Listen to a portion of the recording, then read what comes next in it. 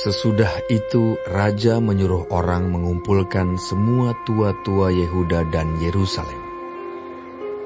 Kemudian pergilah raja ke rumah Tuhan, dan bersama-sama dia semua orang Yehuda dan semua penduduk Yerusalem, para imam, para nabi, dan seluruh orang awam, dari yang kecil sampai yang besar. Dengan didengar mereka, ia membacakan segala perkataan dari kitab perjanjian yang ditemukan di rumah Tuhan itu.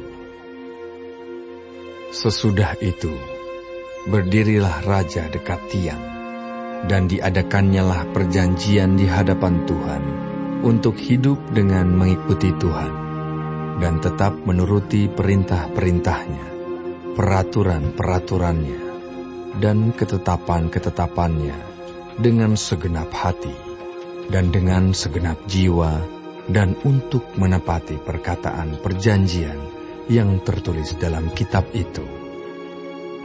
Dan seluruh rakyat turut mendukung perjanjian itu. Raja memberi perintah kepada imam besar Hilkia dan kepada para imam tingkat 2 dan kepada para penjaga pintu untuk mengeluarkan dari bait Tuhan segala perkakas yang telah dibuat untuk Baal dan Asyera dan untuk segala tentara langit. Lalu dibakarnyalah semuanya itu di luar kota Yerusalem, di padang-padang Kidron, dan diangkutnyalah abunya ke Betel. Ia memberhentikan para imam dewa asing yang telah diangkat oleh raja-raja Yehuda untuk membakar korban di bukit pengorbanan di kota-kota Yehuda dan di sekitar Yerusalem.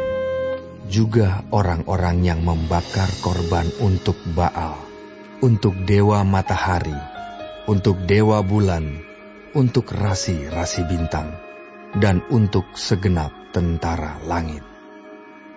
Dibawanyalah tiang-tiang berhala dari rumah Tuhan keluar kota Yerusalem ke sungai Kidron. Lalu dibakarnya di situ dan ditumbuknya halus-halus menjadi abu. Kemudian dicampakkannya abunya ke atas kuburan rakyat jelata. Ia merobohkan petak-petak pelacuran bakti yang ada di rumah Tuhan, tempat orang-orang perempuan bertenun sarung untuk Asyera. Disuruhnyalah datang semua imam dari kota-kota Yehuda. Lalu ia menajiskan bukit-bukit pengorbanan, tempat para imam itu membakar korban, dari Geba sampai Bersheba. Dirobohkannya pula bukit-bukit pengorbanan di pintu-pintu gerbang yang ada dekat lobang pintu gerbang Yosua, penguasa kota itu, yang ada pada sebelah kiri kalau orang memasuki pintu gerbang kota itu. Tetapi para imam bukit-bukit pengorbanan itu tidak boleh naik ke mezbah Tuhan di Yerusalem. Hanya mereka boleh memakan roti yang tidak beragi di tengah-tengah saudara-saudara mereka. Ia menajiskan juga Tofet yang ada di lembah Ben Hinnom, supaya jangan orang mempersembahkan anak-anaknya sebagai korban dalam api untuk dewa Moloch.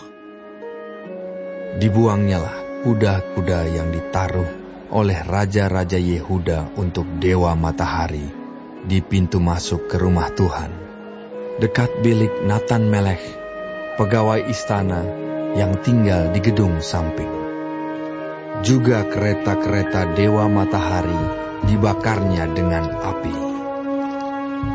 Mezbah-mezbah yang ada di atas Sotoh, tempat peranginan Ahaz, yang dibuat oleh raja-raja Yehuda, dan mezbah-mezbah yang dibuat Manasye di kedua pelataran rumah Tuhan, dirobohkan oleh raja dan diremukkan di sana.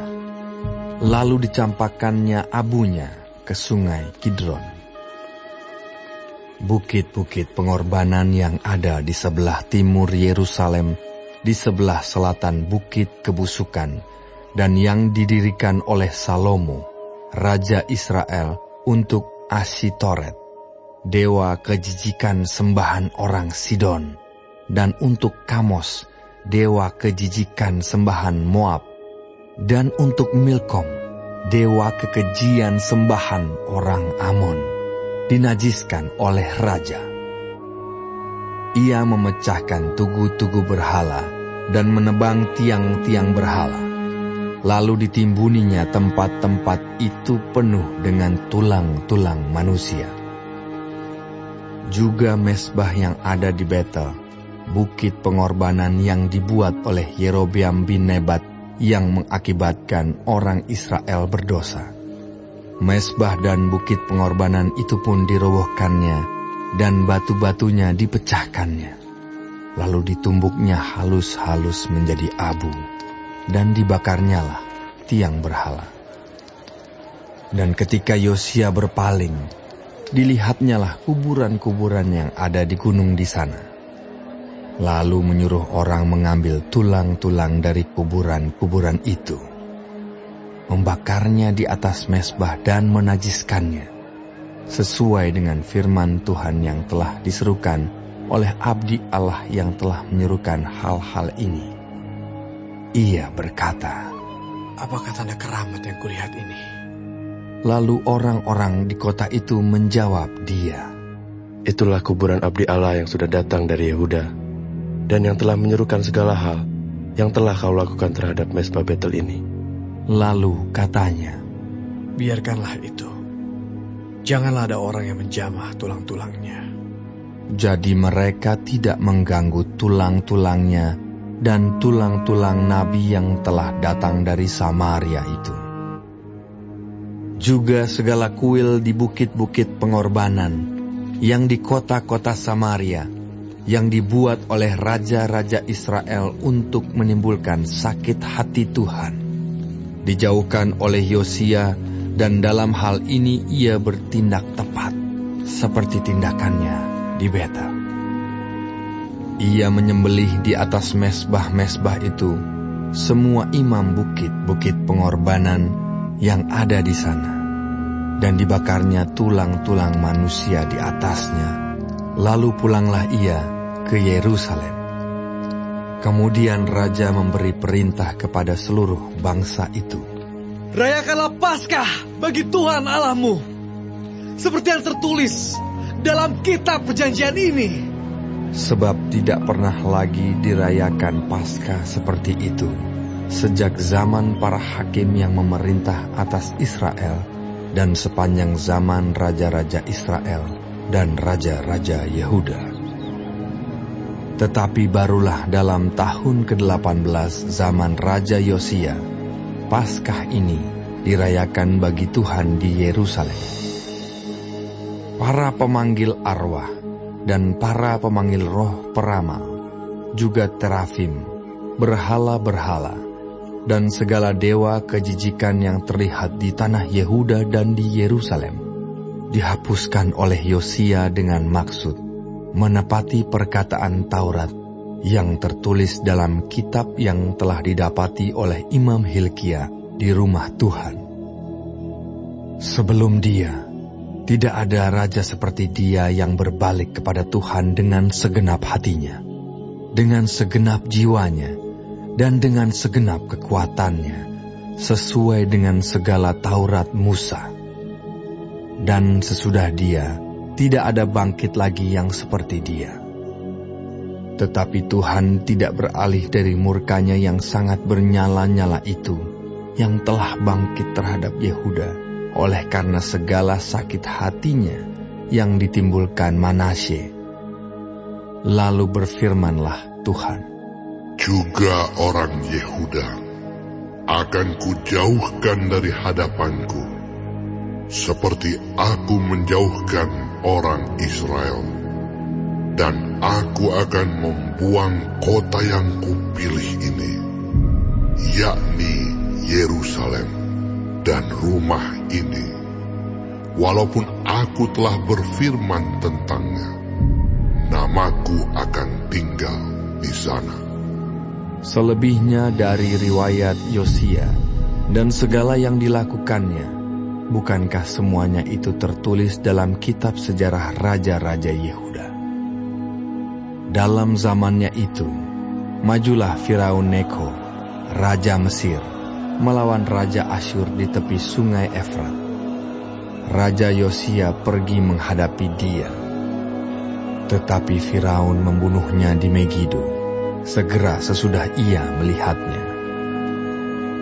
Pegawai-pegawainya mengangkut mayatnya dengan kereta dari Megido dan membawanya ke Yerusalem. Kemudian mereka menguburkannya dalam kuburnya sendiri. Maka rakyat negeri itu menjemput Yoahas, anak Yosia, mengurapi dia dan mengangkat dia menjadi raja menggantikan ayahnya. Yoahas berumur 23 tahun pada waktu ia menjadi raja, dan 3 bulan lamanya ia memerintah di Yerusalem. Nama ibunya ialah Hamutal binti Yeremia dari Libna. Ia melakukan apa yang jahat di mata Tuhan, tepat seperti yang dilakukan oleh nenek moyangnya. Firaun Neko mengurung dia di Ribla, di tanah Hamat, supaya jangan ia memerintah di Yerusalem. Lagi Firaun membebankan kepada negeri itu denda sebesar 100 talenta perak dan 10 talenta emas. Firaun Neko mengangkat Elyakim, anak Yosia, menjadi raja menggantikan Yosia, ayahnya, dan menukar namanya dengan Yoyakim. Tetapi Yoahas dibawanya. Yoahas tiba di Mesir dan mati di sana. Yoyakim memberi emas dan perak itu kepada Firaun. Tetapi ia menarik pajak dari negeri supaya dapat memberi uang itu sesuai dengan titah Firaun. Ia menagih emas dan perak itu dari rakyat negeri, dari setiap orang menurut jumlah ketetapan pajaknya, untuk memberikannya kepada Firaun Neko. Yoyakim berumur 25 tahun pada waktu ia menjadi raja, dan 11 tahun lamanya ia memerintah di Yerusalem. Nama ibunya ialah Sebuda binti Pedaya dari Rumah. Ia melakukan apa yang jahat di mata Tuhan, tepat seperti yang dilakukan oleh nenek moyangnya.